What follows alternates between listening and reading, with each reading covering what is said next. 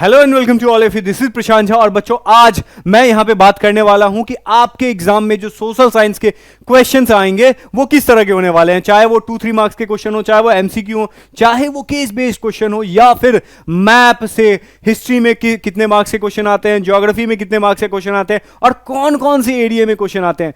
चाहे वो हिस्ट्री की बात करें या फिर सिविक्स की बात करें या ज्योग्राफी या पॉलिटी की। इसमें जनरली जो हम बात करेंगे इस वीडियो में वो यही कि अगर हिस्ट्री में चैप्टर देखेंगे तो कौन से चैप्टर से एमसीक्यू ज्यादा आते हैं, कौन से चैप्टर से 2 मार्क्स से ज्यादा क्वेश्चन आते हैं, कौन से चैप्टर से मैथ बेस्ड क्वेश्चन आते हैं, इन सब के ऊपर में हम विस्तार से डिस्कस करेंगे। और इस एक छोटे से वीडियो में आपको सोशल साइंस का पूरा सिलेबस का पैटर्न का पूरा कच्चा चिट्ठा आपको यहां पे मैं दे दूंगा, जिससे आपके एग्जाम्स बेस्ट से बेस्ट होंगे। तो इस वीडियो को पूरा देखना और अपने एग्जाम्स में होने वाले दिक्कतों को इस वीडियो से सॉल्व करना। तो इस वीडियो का शुरुआत हम सबसे पहले आपको बताएंगे कि आपके एग्जाम में जो सेक्शन बेस्ड क्वेश्चंस आते हैं, वो सेक्शन बेस्ड क्वेश्चन नहीं, कौन से सेक्शन में कितने मार्क्स के क्वेश्चन, कितने क्वेश्चंस आते हैं, ये हम देखते हैं। तो देखो बच्चों, सबसे पहला सेक्शन है ए, जिसमें जो एमसीक्यू बेस्ड क्वेश्चंस रहता है, जिसमें आपको ऑब्जेक्टिव वाला क्वेश्चन रहेगा, एक क्वेश्चन दिया रहेगा, उसमें 4 ऑप्शंस दिए रहेंगे, वो 1 मार्क्स के क्वेश्चन आपके टोटल 20 क्वेश्चंस पूछे जाएंगे। वो हो गया सेक्शन ए में।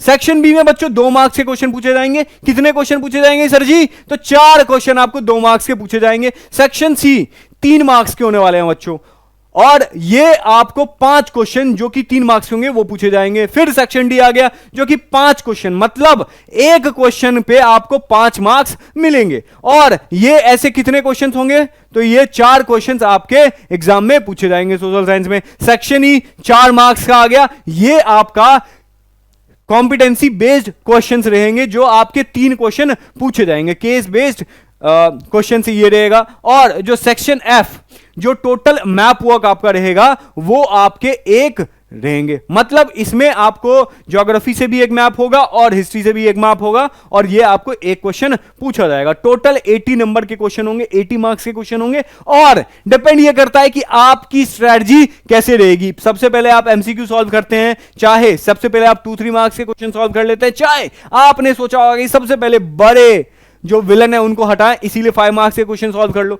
तो जिस तरह से भी आप अपने स्ट्रैटेजी बनाओ सॉल्व करने की, बस एक बात है ध्यान रखना बच्चों कि आपके जो सेक्शन ए एमसीक्यू होंगे ना, इन्हें तो आप करके ही आना। और जो 5 मार्क्स के क्वेश्चन है बच्चों, क्योंकि उस क्वेश्चंस में आपको जो भी क्वेश्चन पूछे जाएंगे उनकी जो डिमांड होगी उस हिसाब से आप उस क्वेश्चन को एड्रेस करेंगे। और एक कॉन्सेप्ट के ऊपर में अगर आपको 5 बुलेट पॉइंट पता है तो आपके एक भी क्वेश्चंस जो सेक्शन डी वाले हैं 5 मार्क्स वाले क्वेश्चन है, वो एक भी क्वेश्चन नहीं छूटेगा। और 4 आप क्वेश्चन कर लेंगे तो आपको 20 मार्क्स ऐसे ही आपको मिल जाएंगे। तो चलो बच्चों, अब हम सब्जेक्ट स्पेसिफिक बात करते हैं कि कौन से सब्जेक्ट में, कौन से चैप्टर में एमसीक्यू ज्यादा आता है, चाहे 2-3 मार्क्स के क्वेश्चन कौन से चैप्टर से आएंगे, 5 मार्क्स से कौन से आएंगे, ये सब हम देखते हैं।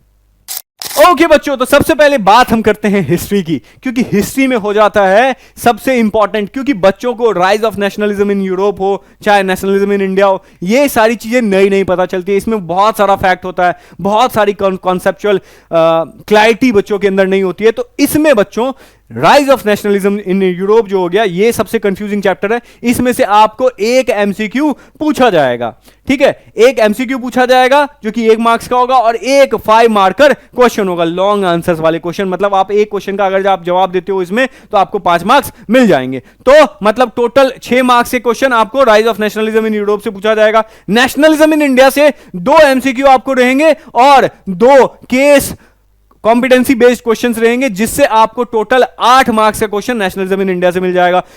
एज ऑफ इंडस्ट्रियलाइजेशन से ना एमसीक्यू पूछेगा, ना 2 मार्क्स के क्वेश्चन, ना 3 मार्क्स के क्वेश्चन, ना ही केस बेस्ड क्वेश्चन, कुछ नहीं एज ऑफ इंडस्ट्रियलाइजेशन से पूछा जाएगा। क्यों? क्योंकि एज ऑफ इंडस्ट्रियलाइजेशन बच्चों आपके मिड टर्म्स के एग्जाम के लिए ही है, आपके बोर्ड्स में नहीं पूछे जाएंगे। और बच क्या गया हमारे पास? Print culture and the modern world. तो इसमें बच्चों एक एमसीक्यू पूछा जाएगा आपसे और 3 मार्क्स के क्वेश्चन पूछे जाएंगे, और इस तरह से आपको टोटल 4 मार्क्स के क्वेश्चन आपको प्रिंट कल्चर से पूछा जाएगा। यहां पे 5 नहीं, यहां पे 3 होना चाहिए, 3 होना चाहिए।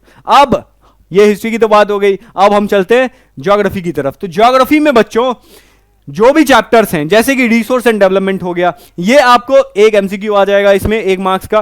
Forest and wild life resources, ये इसमें आपसे 2 एमसीक्यू पूछे जाएंगे और बिल्कुल इजी रहेंगे। इसमें आपको बस कॉन्सेप्ट पता है, forest and wild life resources में थोड़े बहुत चीजें हैं जो याद करनी है, वो आप याद कर लोगे तो आपके एमसीक्यू यहां से सॉल्व हो जाएंगे। फिर वाटर रिसोर्सेज हो जाता है इंपॉर्टेंट, क्यों? क्योंकि इसमें आपको कॉम्पिटेंसी बेस्ड क्वेश्चन पूछे जाएंगे, ठीक है, और साथ में आपका मैपिंग भी पूछा जाएगा। तो इस हिसाब से 5 मार्क्स का क्वेश्चन आपका सिर्फ और सिर्फ वाटर रिसोर्सेज से ही निकल के आ जाएगा। फिर रहा एग्रीकल्चर, एग्रीकल्चर से 3 मार्क्स के क्वेश्चन पूछे जाएंगे, 5 मार्क्स के क्वेश्चन पूछे जाएंगे और टोटल 8 मार्क्स के क्वेश्चन एग्रीकल्चर चैप्टर से आएगा।